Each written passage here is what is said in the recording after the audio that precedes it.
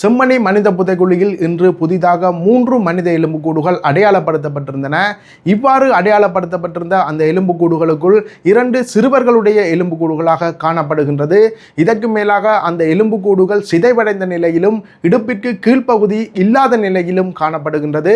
இவ்வாறு இந்த செம்மணி சித்துப்பாத்தி மனித புதைகுழி பிரதேசத்தில் இன்று வெள்ளிக்கிழமை நடைபெற்றிருந்த அகழ்வு நடவடிக்கையின் போது அடையாளப்படுத்தப்பட்டிருந்த அந்த எலும்புக்கூடுகள் எவ்வாறான நிலையில் காணப்பட்டிருந்தது என்பது சம்பந்தமாக விரிவாக பார்ப்பதுதான் இந்த வீடியோவாக இருக்கும். வணக்கம், இது ஜேசட் தமிழ் ரிப்போர்ட். நமது தளத்திற்கு நீங்கள் புதிதாக வருபவர்களாக இருந்தால் நமது தளத்தினை சப்ஸ்கிரைப் செய்து வைத்துக் கொள்ளுங்கள்.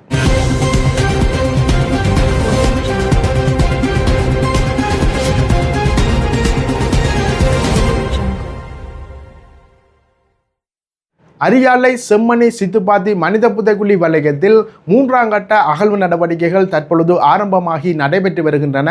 அந்த வகையில் இன்று வெள்ளிக்கிழமை 5வது நாள் அகழ்வு நடைபெற்றிருந்தது. அதாவது 3ஆம் கட்டத்தின் 5வது நாள் அகழ்வு நடைபெற்றிருந்தது. இந்த 3ஆம் கட்ட அகழ்வு ஆரம்பிக்கப்பட்டிருந்த நிலையில் புதிதாக ஒரு மனித எலும்புக்கூடு அகழ்ந்தெடுக்கப்பட்டிருந்தது. அது நேற்று அடையாளப்படுத்தப்பட்டு நேற்றைய நாள் அகழ்வு நடவடிக்கைகளின் போதே அந்த எலும்புக்கூடு அகழ்ந்தெடுக்கப்பட்டிருந்தது.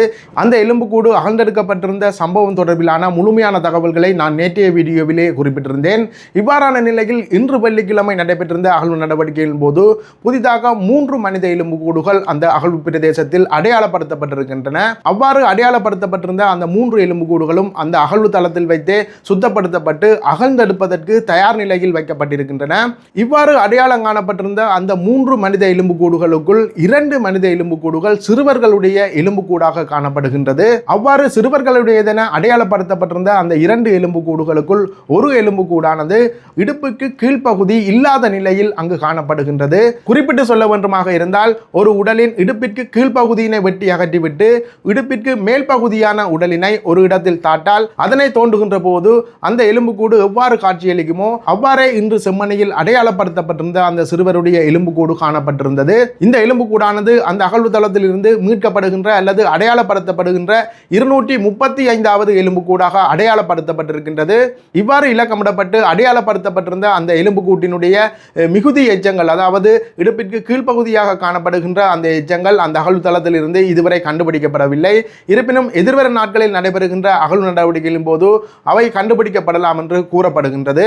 மேலும் அந்த அகழ்வு தளத்தில் இன்று அடையாளப்படுத்தப்பட்டிருந்த, அதாவது 234 என இலக்கமிடப்பட்டு அடையாளப்படுத்தப்பட்டிருந்த எலும்புக்கூடானது சிதைந்த நிலையில் காணப்படுகின்றது. குறிப்பாக அந்த எலும்புக்கூட்டினுடைய தாடை பகுதி சிதைந்த நிலையில் காணப்படுகின்றது. இதற்கு மேலாக அந்த எலும்புக்கூட்டினுடைய நெற்றிக்கு மேல் பகுதியாக இருக்கின்ற உச்சி என்று சொல்கின்ற அந்த மண்டையோட்டு பகுதி கடுமையாக சிதைந்த நிலையில் காணப்படுகின்றது. அந்த எலும்புக்கூட்டினுடைய கையும் மடித்தவாறே காணப்படுகின்றது. இவ்வாறான நிலையில் இந்த செம்மணி மனித புதைகுழி பிரதேசத்தில் இன்று புதிதாக அடையாளப்படுத்தப்பட்டிருந்த அந்த 3 எலும்புக்கூடுகளுக்குள் 2 எலும்புக்கூடில் ஒன்று பாதி அளவில், அதாவது இடுப்பிற்கு கீழ்ப்பகுதி இல்லாத நிலையில் அடையாளப்படுத்தப்பட்டிருக்கின்றது. இதற்கு மேலாக இன்னும் ஒரு எலும்புக்கூடு மண்டையோடு சிதைந்த நிலையில் அடையாளப்படுத்தப்பட்டிருக்கின்றது. அந்த வகையில் இன்று புதிதாக அடையாளப்படுத்தப்பட்டிருந்த அந்த 3 எலும்புக்கூட்டுகளுடன் சேர்த்து இந்த செம்மணி சித்துப்பாத்தி மனித புதைகுழியில் இதுவரை காலமும் நடைபெற்றிருந்த அகழ்வு நடவடிக்கைகளின் போது 244 மனித எலும்புக்கூடுகள் அடையாளப்படுத்தப்பட்டிருக்கின்றன.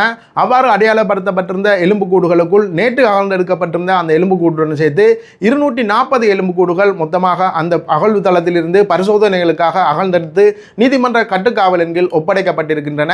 இன்றைய நாள் அகழ்வுகளின் போது ஜாழ் பல்கலைக்கழகத்தின் மருத்துவ பீடத்தினை சேர்ந்த மாணவர்கள் வருகை தந்து அந்த அகழ்வு பிரதேசத்தில் நடைபெறுகின்ற அகழ்வு நடவடிக்கைகள் மற்றும் ஆராய்வு நடவடிக்கைகளை பார்வையிட்டு சென்றுள்ளதாக தெரிவிக்கப்படுகின்றது.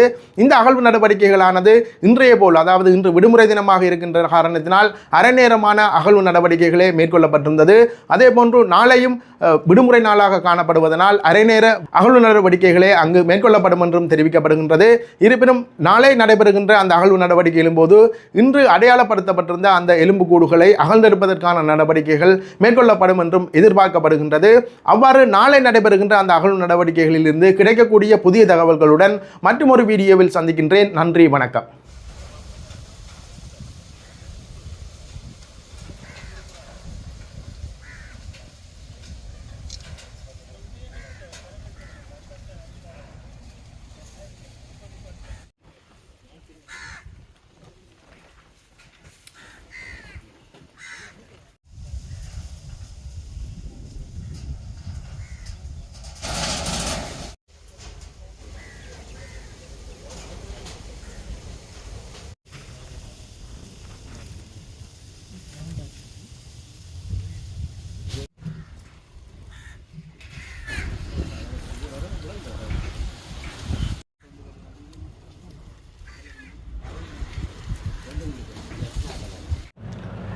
அரியாலை சிந்துபாத்தி செம்மணி புதகுழி வழக்கு 3ஆம் கட்டத்தின் 5ஆம் நாள் இன்று யாழ் நீதவான் எஸ் லெனின்குமார் முன்னிலையில் எடுத்துக்கொள்ளப்பட்டது. ராஜ் சோமதேவா குழுவினரும் சட்ட வைத்திய அதிகாரி செல்லையா பிரணவன் முகதாவில் இந்த அகழ்வு பணி தொடர்ந்து நடைபெற்றது. இன்று புதிதாக 3 மனித எச்சங்கள் அடையாளப்படுத்தப்பட்டிருக்கின்றன. மொத்தமாக 244 மனித எச்சங்கள் அடையாளப்படுத்தப்பட்டு 240 மனித எச்சங்கள் அகழ்ந்தெடுக்கப்பட்டிருக்கின்றன. அதே நேரம் இன்று யாழ் மருத்துவபீட மாணவர்கள் 19 பேர் இந்த அகழ்வு பணியை கற்கை நடவடிக்கைக்காக பார்த்து சென்றார்கள். இன்று விடுமுறை நாள் என்றபடியால் இன்று 2 மணியோடு இந்த அகழ்வு பணி முடிவடைகின்றது. நாளை 6ஆம் நாள் இந்த அகழ்வு பணி தொடர்ந்து நடைபெற இருக்கின்றது. அடையாளப்பட்ட எந்த தொகுதியில் 13 வயதுடையவர்கள் சந்தேகிக்கப்பட்ட சிறுவர்களுடைய சந்தேகிக்கப்பட்ட எந்த தொகுதியில் அதிகமாக 2 எலும்புக்கூட்டு தொகுதிகள் சிறுவர்களாக கருதப்படுகின்றன என்று கருதப்படுகின்றது. பகுதி அளவில் ஏதாவது அடையாளம் காணப்பட்ட வெட்டுப்பட்ட நிலையில் ஏதாவது தொகுதி இன்று 235வது என்று இலக்கமிடப்பட்ட எலும்புக்கூடு இடுப்புக்கு கீழ் அந்த எலும்புகள் அழிவடைந்த நிலையில் காணப்படுவதை காண்கிறோம். ஆனால் அது முழுமையாக சுத்தப்படுத்தப்பட்டு ஆய்வு செய்யப்படும் போது தான் அது சம்பந்தமான தகவலை சொல்லக்கூடியதாக இருக்கும். அது 17-18 இலக்கமிடப்பட்டிருக்கிறது. அது ஒரு புதிதாக கண்டுபிடிக்கப்பட்ட ஒரு இடமாக இருக்கின்றது. அதில் சில கருத்த அமைப்பான கொஞ்சம் பொருட்கள் காணப்படுகின்றன. இவை ஆய்வின் பிற்பாடு தான் அது என்ன விடயம் என்று சொல்லக்கூடியதாக இருக்கும். நன்றி.